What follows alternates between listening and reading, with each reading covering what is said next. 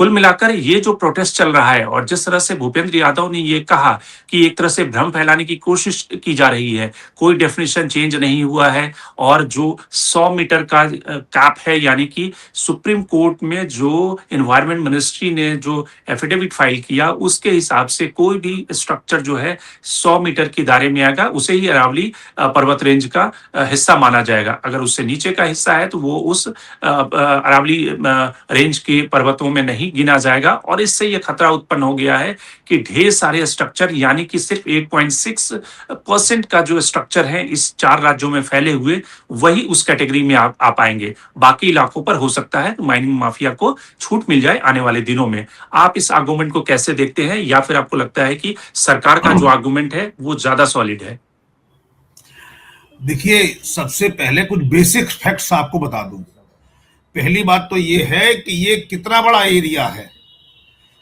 Aravalli hills जो पूरे दिल्ली से शुरू होकर गुजरात तक जाती है, ये लगभग 1,35,000 वर्ग किलोमीटर है, जिसमें से 50,000 तो बहुत इफेक्टिव है और बाकी नियर बाई जोन्स हैं, यानी जिसमें जिसमें स्विट्जरलैंड भी आ जाए, केरला भी आ जाए और दो छोटे छोटे स्टेट और आ जाए, यानी 3 बड़े स्टेट देश के इतनी बड़ी जगह है ये, जो हमने नो गो जोन बना रखी है।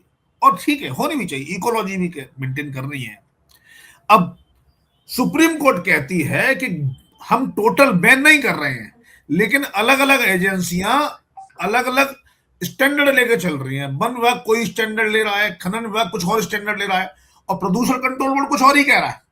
तो हमने इन तीनों के लिए वन की एक एग्जैक्ट डेफिनेशन स्पष्ट कर दी और बता दिया कहां इस विकास होगा, कहां संरक्षण होगा और पहाड़ किसे बोलेंगे। तो उसने कहा जो 100 मीटर है वो पहाड़ है। अब आप 100 मीटर को अंदाजा करेंगे तो आपको समझ नहीं आएगा 100 मीटर कितना होता है। हम अपने 100 मीटर का अंदाजा करेंगे, हमारी पड़ोस वाली बिल्डिंग का मकान है नोएडा में, कोई भी घर 15 मीटर से ज्यादा नहीं होता, लेकिन जो 30-30 मंजिल की फ्लैट्स बने हुए हैं वो उतने पहुंच जा रहे हैं। अब ये समझिए जो संसार का सबसे बड़ा पहाड़ है वो 8,848 मीटर है, यानी इससे 84 गुना ज्यादा। अब सुप्रीम कोर्ट ने कहा है सिर्फ 100 मीटर, और ये बहुत बड़ा नंबर नहीं है 100 मीटर। 100 मीटर के नीचे का पहाड़ नहीं माना जाएगा। और ये नहीं कहती जो पहाड़ नहीं मानेंगे उन पर खनन कर दो। कितना एरिया बनता है? सब मिला के 1% के आसपास जगह बन रही है। और उसके उसके बदले में क्या? बदले में क्या, वहां से आपको पत्थर मिलेगा, वहां से आपको जमीन मिलेगी, इंफ्रास्ट्रक्चर डेवलपमेंट होगा। इससे कोई पर्वतमाला खत्म नहीं हो रही है, लेकिन देश की जीडीपी में डेवलपमेंट आएगा। यहाँ वहां से रास्ते निकल जाएंगे। आज हो क्या रहा है हिमालय, हिमाचल में, हिमाचल प्रदेश और उत्तराखंड पर पर्यटकों का दबाव है, अरावली कोई जाता ही नहीं। तो कहीं ना कहीं हमें इस सिचुएशन को बदलना पड़ेगा। देखिए, पूरा विश्व ऐसे डेवलप हुआ, पुराने अमेरिका से लेकर चीन तक उन्होंने पहाड़ काट के टनल बना के पूरे शहर बसा लिए, स्विट्जरलैंड पूरा का पूरा स्विट्जरलैंड टनल के अंदर बसा लिया। और हम इन्हीं, और वो लोग क्या करते हैं, अपनी प्रॉब्लम हमारे सर पे डाल के कहते हैं आप डेवलपमेंट नहीं करोगे, हम तो डेवलप हो गए।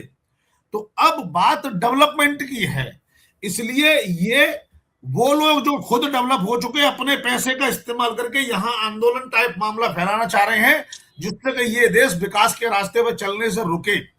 तो भावुकता में नहीं आना चाहिए। हमें जिन चीजों के लिए विदेशी मुद्रा खर्च कर रहे हैं वो हमारे यहाँ हो सकती हैं, अपने संसाधन हो सकते हैं, और पता नहीं क्या निकले। सब जगह पहाड़ों के नीचे से चीजें निकलती हैं, वहां निकल सकती हैं। हम जनसंख्या पे कभी बात नहीं करते कि जनसंख्या घटानी चाहिए, रोकनी चाहिए। इंदिरा गांधी की बात आज तक किसी ने बात नहीं की। लेकिन इन लोगों को रहने के लिए अच्छा घर चाहिए, वो कहां से जगह आएगी? थोड़ी थोड़ी जगह सब जगह से निकाली जाएगी, बस ये है। इसलिए रोजगार सृजन को नहीं रोकना चाहिए। जहां से हमें लोग मिलेंगे, मनरेगा चलेगा, देश का विकास होगा, क्षेत्र का विकास होगा, विकास तेजी से आगे बढ़ेगा। यही सब करना है, और इससे कोई इकोलॉजी को नुकसान नहीं हो रहा। 1% 2% जगह घटने से कुछ फर्क नहीं पड़ेगा। बहुत सारा एरिया ऐसा है जिसको वहां पे वन लगाकर आधा किलोमीटर का सारा सराउंडिंग एरिया को बना के वहां वन लगा देंगे, तो जो इकोलॉजी को प्रॉब्लम वो रिजॉल्व हो जाएगा।